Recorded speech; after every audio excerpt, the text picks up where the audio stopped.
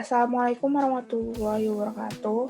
Perkenalkan, nama saya Aludin Lamputri dengan NIM 41320111050 di kelas LPI 2B Malang. Saya akan menganalisa laporan keuangan perusahaan manufaktur PT Solusi Bangun Indonesia Tbk atau yang dulu dikenal dengan PT Holcim Indonesia. Yang pertama ada gambaran umum perusahaan.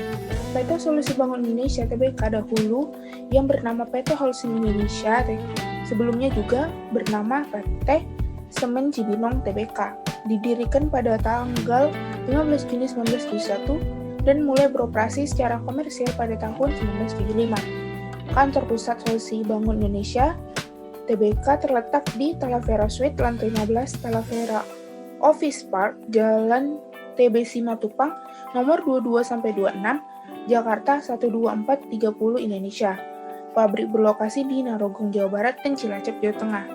Menurut anggaran dasar perusahaan, ruang lingkup kegiatan SMCB terutama meliputi usaha semen, beton, dan kegiatan lain yang berkaitan dengan industri semen, serta investasi di perusahaan lain. Pangsa pasar utama Holcim dan anak perusahaannya di Indonesia terletak di Pulau Jawa. Selanjutnya ada analisa laporan keuangan. Yang pertama itu ada neraca. Di neraca itu ada aset lancar. Nah, seperti gambarnya ini, aset lancar di perusahaan PT Solusi Bangun Indonesia pada tanggal 31 Desember 2019 yaitu Rp3.206.838 dan pada tanggal 31 Desember 2020 berjumlah Rp4.216.215. Seperti ini mengalami kenaikan sebesar Rp1.009.377 dengan presentasi kenaikan 31,47%. Selanjutnya ada aset tidak lancar. Seperti gambar yang sudah dijabarkan, pada tanggal 31 Desember 2019, aset tidak lancarnya itu ada Rp16.360.660 dan pada tanggal 31 Desember 2020 jumlah aset lancarnya itu ada Rp6.521.910. Dengan ini mengalami kenaikan sebesar Rp286.901 dengan presentasi kenaikan yaitu 0,98%.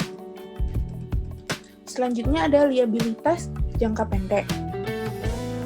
Menurut laporan keuangan yang sudah dijabarkan, pada tanggal 31 Desember 2019, jumlah liabilitas jangka pendek yaitu Rp2.963.506 dan pada tanggal 31 Desember 2020 jumlahnya itu Rp4.141.265 mengalami kenaikan sebesar Rp1.177.759 dengan presentasi 39,7%. Selanjutnya itu ada liabilitas jangka panjang.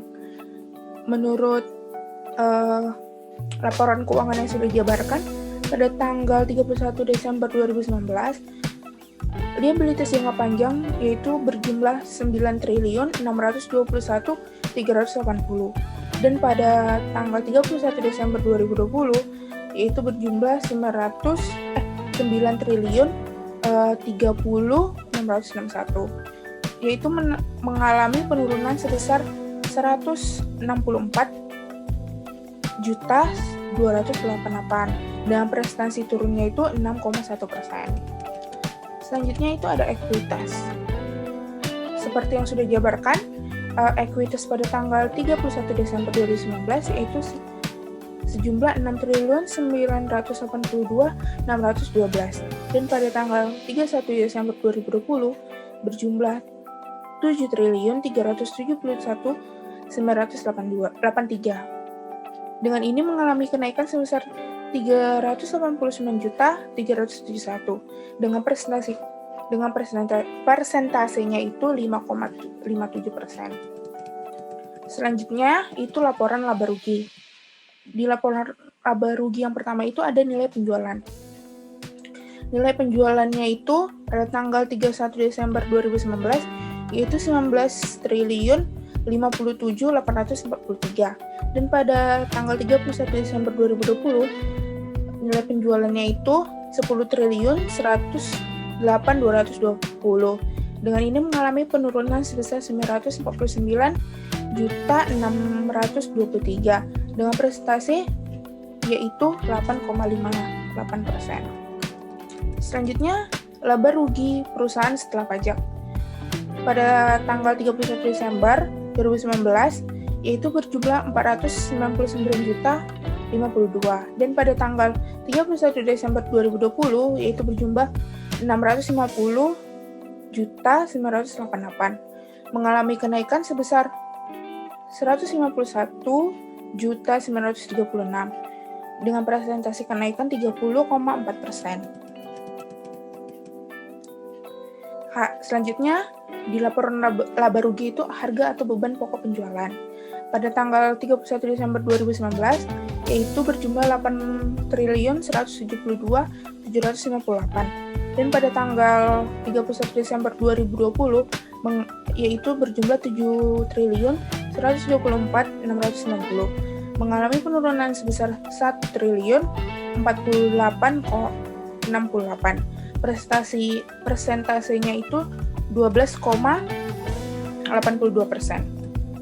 Jadi kesimpulannya itu dari hasil analisa laporan keuangan PT Solusi Bank Indonesia pada tahun 2019 dan 2020 dapat disimpulkan bahwa PT Solusi Bank Indonesia mengalami penurunan di bidang penjualan dan beban pokok penjualan yang mengakibatkan kenaikan di bagian utang dan ekuitas.